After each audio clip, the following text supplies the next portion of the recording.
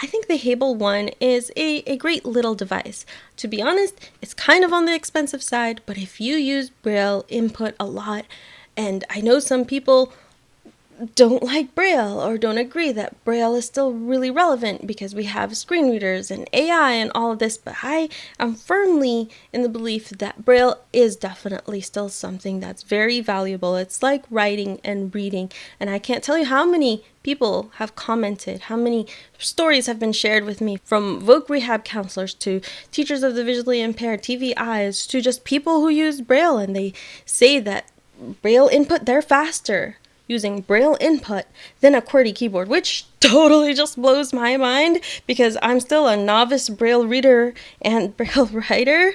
But I think that's amazing. And definitely typing using a virtual keyboard, whether you're using a screen reader or a screen magnifier on a smartphone, is a challenge, and it can be really frustrating, and you don't want to use dictation all the time because you know, dictation is not that great. You know it's going to make mistakes. The other day I was answering a comment and some person said, oh, how does she see these comments? And I actually ended up calling my sister and asking ChatGPT, how can I be snarky and sassy while still educating and being nice? So with the help of my sister, Gwen GPT, she helped me come up with this reply saying, whenever somebody comments, it automatically sends an email or a message to my brain.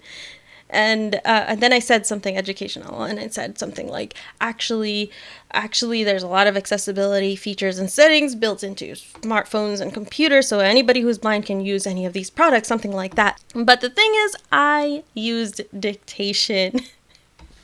I was using NVDA at the time. And I was using Windows 11 dictation, and I didn't catch it. I felt pretty proud of myself.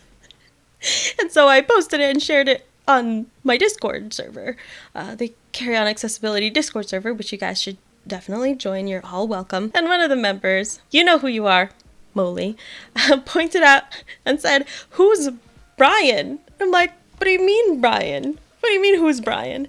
And I went back and checked my messages and checked what I wrote, and it said, it automatically sends a message to my Brian. There I was trying to be all smart, and it totally backfired, but oh well. Going back to my point, Braille input is still such a really beneficial method. I've heard a lot of podcasts and people who contribute to those podcasts and share their experiences with Braille input and just being able to type in Braille, whether it's on a Braille display or a Hable or Braille screen input or anything like that.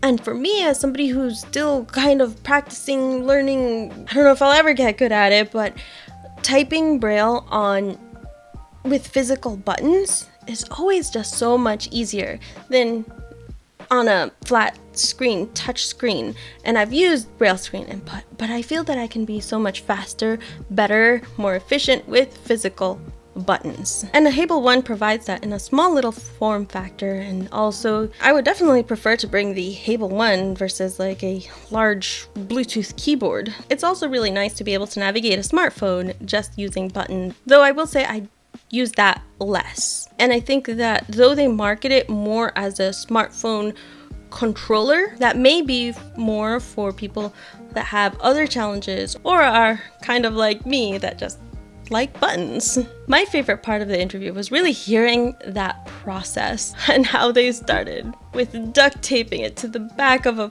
phone. That's amazing. At least they listen. It's definitely a lot better when companies listen to their customers and listen to feedback. Nothing without us. Remember, nothing without us.